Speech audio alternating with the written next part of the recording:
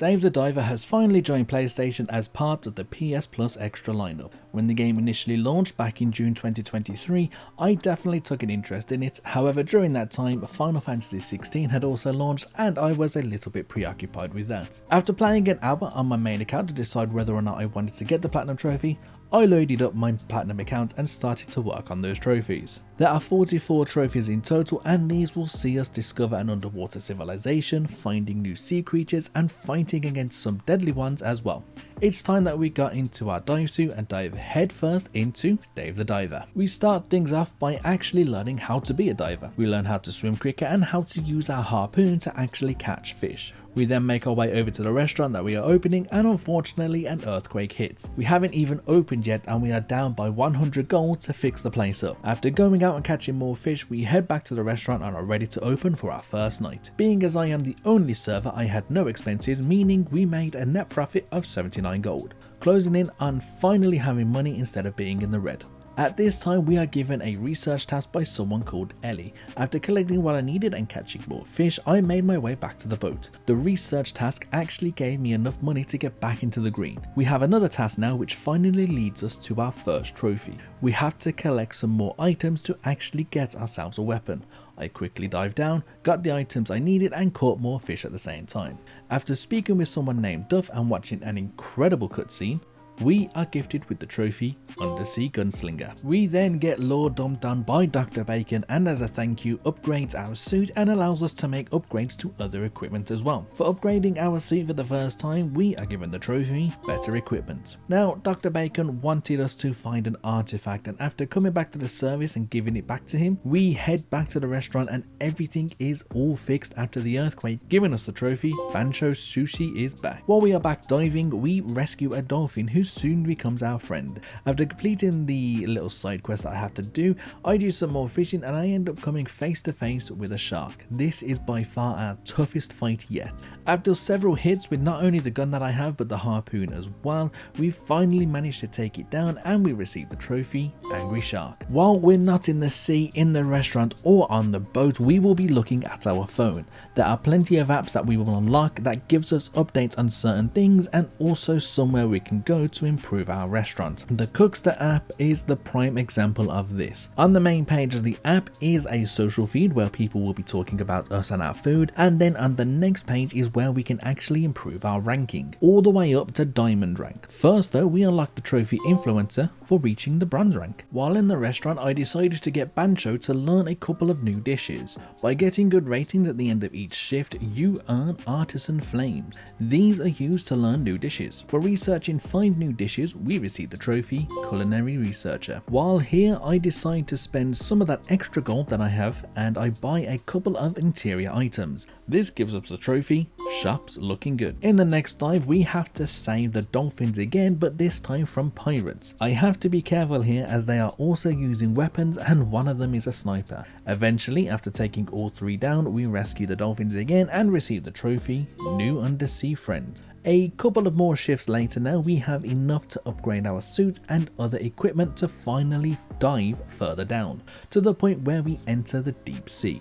Of course, when entering here, we receive the trophy Deep Sea Diver. Now that we're back at the restaurant, I hire 2 people to help out with the shifts. They will serve and clean for me while I watch. They are a lot faster at me than doing this, as they also do not have a stamina bar. There isn't a trophy related to this, however there is a trophy related to the dishes that we are serving. We have an option where we can actually enhance the dishes. You will need a certain amount of the produce to be able to enhance it, and what this can do is increase the price so you can sell the dish at, and also the flavour rating to earn the next rank in the Cookster. I enhanced several of the dishes that I have, earning me the trophy Culinary Master. Unfortunately though, on my next dive I was very unlucky. I was being chased and attacked by a shark and also a pufferfish. Anytime that I am dealt damage, my oxygen levels take a hit. Unfortunately, I got hit one too many times while trying to open a chest, hoping that there was an oxygen tank in there. Unfortunately, I wasn't able to, which caused me to run out of air and spawn back on the boat. After getting back onto the boat, we are given the trophy Saved Dave. Despite this, I went straight back out for another dive and picked up 2 more trophies.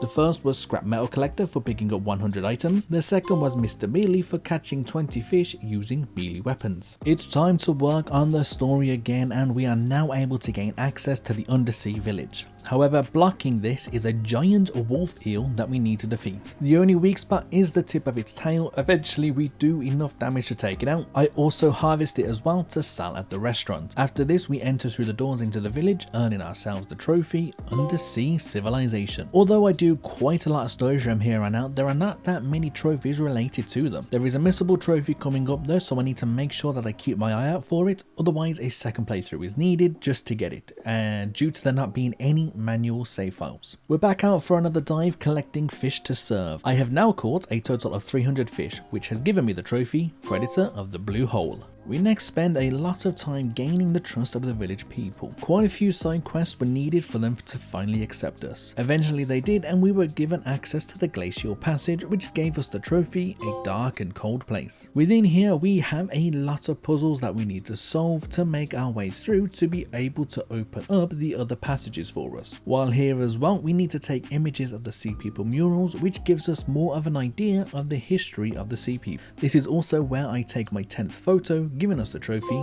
Photographer. After another successful dive and picking up a lot of items, I managed to pick up enough fragments and purple starfish to enhance my tranquilizer gun. This was actually the third time I enhanced the weapon, resulting in us getting the trophy, Arms Craftsman. Then after fighting a huge mantis shrimp with boxing gloves on of all things, which was surprisingly an easy fight, we pick up a sniper rifle, which then leads me to the next trophy. In total we need to catch 10 fish with the sniper rifle. Turns out I only had one more fish I needed to catch like this, and after quickly taking one down, we picked up the trophy, Dave the Sniper. Now this next trophy is the Missable Trophy. It's another stealth mission. Cobra tells us of his plan where we need to get into the Sea Blue hideout and steal a part that we need. The most important part is the top floor. Just before we go in to get the part, there are some rations on the floor. We need to make sure that we eat these. If we don't, another playthrough is needed. Probably the only mission in the game where I focused a ton on what I needed to do.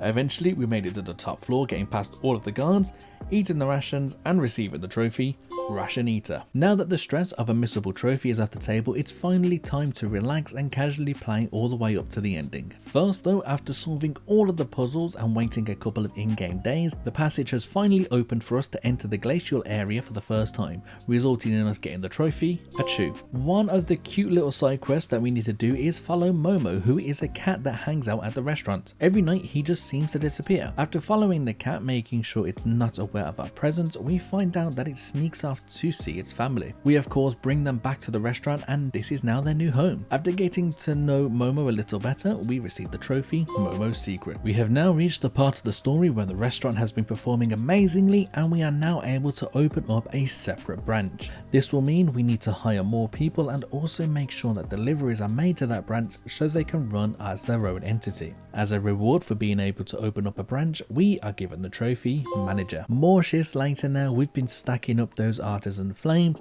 which means I can research more dishes. In total now we have researched 30 new dishes, resulting in us getting the trophy, Artisan's Flame. The time has come where we reach the ending of the story, however we just have one final boss that we need to defeat, and it is a big one.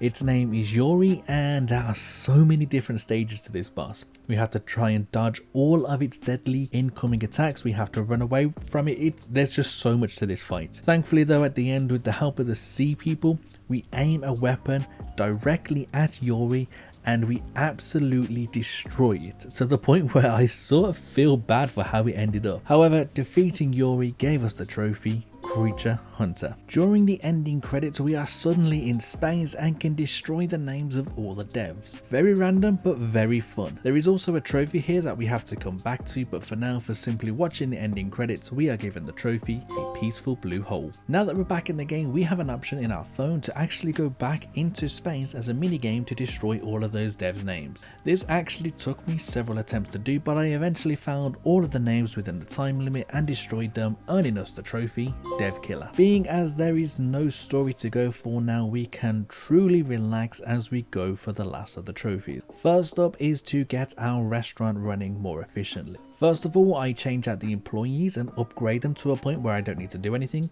After enhancing some dishes, I reached a new cookster level, meaning I am now at a platinum rank, which is just one away from achieving diamond rank. For getting the platinum rank, however, I received the trophy, a Bancho Sushi Regular. To help me with the dishes so I don't have to keep going on long dives, I have been upgrading my fish farm a lot, so I have a lot more fish that are spawning in. Once enough spawn in, I send them to the restaurant to be served and also used to enhance dishes. Because of this, I am earning a lot more money, which means I can start upgrading other places. The first thing I did was to upgrade my rice field and expand it to its maximum, and for this I received the trophy, my wonderful rice field. I then went back to the sea people village as there were a couple of things here that I needed to sort, so I don't need to come back. First of all, I completed all of Mima's requests, so her restaurant finally opened, giving me the trophy dumplings in the water. I then spoke with Gumo and did everything that I needed for him to open up the seaweed farm, which helps me later on as I need a lot of agar to harvest. For opening up the seaweed farm, I received the trophy, the seaweed is growing. There are just 2 more trophies now here. I first helped Dua feel better, sort of,